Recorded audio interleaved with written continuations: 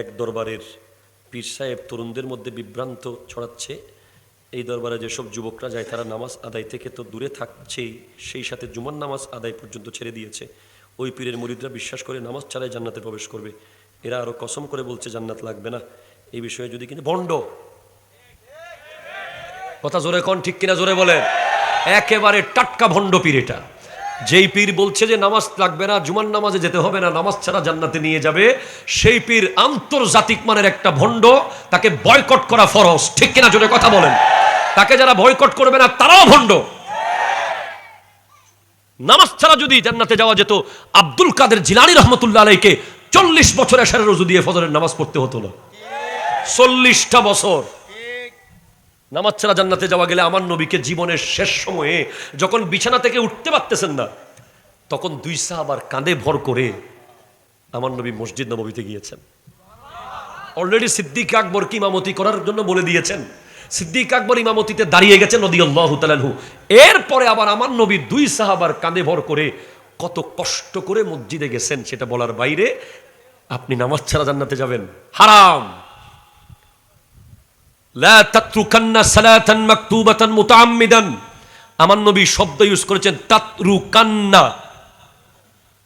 অবশ্যই অবশ্যই তরক করা যাবে না ফরজ নামাজ। ফা ইন্না মান তারাকা সালাতান মাকতুবাতান মুতাআম্মিদান ফাকাদ বারিয়াত মিনহু জিম্মাতুল্লাহ। যে ব্যক্তি ফরজ নামাজ তরক করে তার উপর আল্লাহর জিম্মা নাই। হাদিস, আপনি পারলে ক্ষমতা থাকলে এই হাদিসকে আপনি রদ করেন। এগুলো তো যেগুলো নামাজ ছাড়া জান্নাতে নিবে বলে, এগুলো তো এমনি ডামিশ, ঠিক কিনা জোরে কথা বলেন। লেখাপড়া কিছু নাই, মূর্খ। এটা মূর্খ ছাড়া কেউ বলতে পারে না।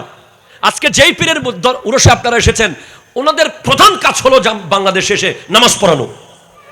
কারণ আপনি দেখবেন পটিয়া আসরের নামাজে ইমামতি করবে, চন্দনাইশ মাগরিবের নামাজের ইমামতি, আলমগীর খানকার যে শিডিউল দেওয়া হয় হুজুর কিবলারা আসলে, ওখানে দেখবেন নামাজের শিডিউল, বক্তব্যের শিডিউল না। জামিয়ার খানকায় যান, আপনি দেখতে পাবেন যে হুজুর কিবলা নামাজে আগে আসে, বায়াত পরে করায়। আপনি জষ্টে জুলুসের মাঠে যান, নামাজ আগে, বায়াত পরে। এজন্য নামাজ না পড়ে যে পীরগিরি করবে তাকে ভণ্ড বলার জন্য হুজুর লাগবে না, আপনারা যথেষ্ট। এলাকার মসজিদে খতমে গৌসিয়া পড়তে বাধা দেয় কিছু মানুষ। এটা খতমে গৌসিয়াকে বাধা দেওয়া মানে আল্লাহর জিকিরকে বাধা দেওয়া। খতমে গৌসিয়ার মধ্যে কি কোন নেতার নামে জিকির করা হয়? কোন লিডারের নামে, কোন ক্ষমতাবানের নামে? ওখানে জিকির হয় কি? লা ইলাহা। ওখানে সূরা ইখলাস তেলাওয়াত হয়, কুল হুয়াল্লাহু। ওখানে আলাম নাশরাহ লাকা হয়, ঠিক কিনা জোরে কথা বলেন না। সূরা ইনশিরাহ হয়, সূরা ইখলাস তেলাওয়াত হয়। ওখানে দরুদ শরীফ দিয়ে শুরু হয়, হাজার হাজার বার দরুদ শরীফ হয়, হাজার হাজার বার যত লোক থাকবে সূরা ইখলাস, সূরা ফাতিহা, সূরা ইনশিরাহ, মিলাদ কিয়াম, দরুদ শরীফ হয়। খতমে গৌসিয়াকে বাধা দেওয়া মানে আল্লাহর কোরআনকে বাধা দেওয়া, আল্লাহর জিকিরকে বাধা দেওয়া, কোরআনের তিলাওয়াতকে বাধা দেওয়া, ঠিক কিনা জোরে কথা বলেন। এই কাজ করবেন না। খতমে গৌসিয়া একটা নাম দেওয়া হয়েছে, নাম হলো জামিয়া আহমদিয়া সুন্নিয়া আলিয়া। ওখানে কি সৈয়দ আহমদ শাহর ক্লাস হচ্ছে? ওখানে ক্লাস হচ্ছে কোরআনের, হাদিসের, ফিকার, তাফসীরের, ঠিক কিনা জোরে কথা বলেন। নাম হলো মোহাম্মদপুর তৈয়বিয়া। ওখানে কি তৈয়ব শাহ হুজুরকে নিয়ে 24 ঘন্টা কথা চলতেছে? নাম খতমে গৌসিয়া। আর গাউসে পাককে যে মানবে না, খতমে গৌসিয়াকে বাধা দেওয়া মানে তো সে আব্দুল কাদের জিলানী রহমতুল্লাহ আলাইহির বিরুদ্ধে যাওয়া, ঠিক কিনা জোরে কথা বলেন। এত বড় সাহস দেখায়েন না। এমন জায়গায় টান মারবে, এটা খতমে তাহেরিয়া না, এটা খতমে তৈয়বিয়াও, এটা খতমে শ্রীকুটিয়া না, এটা খতমে গৌসিয়া। ওইটা গৌসিয়া কমিটি নামি নেন ভাবে দিয়ে দে, নিজেরার নাম ন দে, আসলের নাম দিয়ে দে। মনে হইলে গরম না বিরোধিতা সাহস তাইলে চাই গরম তো খবর লইছেন, যারা খবর নিয়ে দেখেন যারা বিরোধিতা করেছে ঘরে খবর নেন। কারো কিডনি চলে যাবে, কারো লিভার ঠিক নাই, কারো সন্তান সন্ত্রাসী হয়ে যাচ্ছে, কারো বউ আর জামাইয়ের কোনো সম্পর্ক ঠিক নাই। খতমে গৌসিয়াকে বাধা দিবেন না।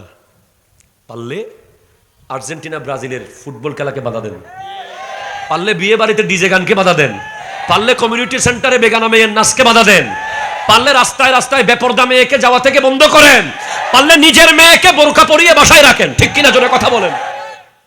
ডিজে গান বাজলে তখন আপনার কানে ব্যথা লাগে না, মাইকের মধ্যে দুনিয়ার হিন্দি গান বাজলে তখন আপনার খারাপ লাগে না, গৌসে পাকের খতমে গৌসিয়া শুনলে আপনার খারাপ লাগে, তাহলে বুঝতে হবে আপনি অন্য কিছুর এজেন্ট বাস্তবায়ন করতেছেন এখানে। আল্লাহ বুঝার তৌফিক দান করুক। আওলাদের রাসূলের শানে যে বেয়াদবি করবে, নাম ধরে কথা বলবে, উল্টাপাল্টা বলবে, আমি আগেও বলেছি ভাই, আপনার পছন্দ না হলে চুপ থাকবেন, আর পছন্দ হলে বলবেন ভালোগুলো, পছন্দ না হলে আপনি চুপ থাকেন, কিন্তু বিরুদ্ধে বলার সাহস করিয়েন না। কারণ আমার নবীর স্পষ্ট হাদিস, ওয়ালাউ আন্না রাজুলান সাফানা বাইনার রুকনি ওয়াল মাকাম ওয়া সাল্লা ওয়া সামা সুম্মা লাকিয়া আল্লাহ ওয়া হুয়া মুবগিদুন লিআহলি বাইতি মুহাম্মাদিন সাল্লাল্লাহু আলাইহি ওয়াসাল্লাম দাখালান নারা। যে ব্যক্তি মক্কার কাবাগরের সামনে মকামে ইব্রাহিম আর রুকনে ইয়ামানির মাঝখানে দাঁড়িয়ে নামাজ পড়বে, রোজা রাখবে, সেখানে মারা যাবে, সেও যদি কোনোদিন আওলাদের রাসূলের ব্যাপারে উল্টাপাল্টা এক লাইন কথা বলে, সে জাহান্নামে যাবে। কোথায় মারা গেছে? কাবাগরের সামনে। কিভাবে মারা গেছে? রোজা অবস্থায়। কোন হালতে? নামাজের ভিতরে। দুনিয়া বলবে জান্নাতি, কিন্তু আওলাদের রাসূল সম্পর্কে, আহলে বাইতের রাসূল সম্পর্কে যদি বিরূপ ধারণা থাকে, বিদ্বেষপূর্ণ কথা বলে থাকে, কাবাগরের গিলাপের ভিতরে মারা গেলেও জাহান্নামে যাবে। সুতরাং সাবধান।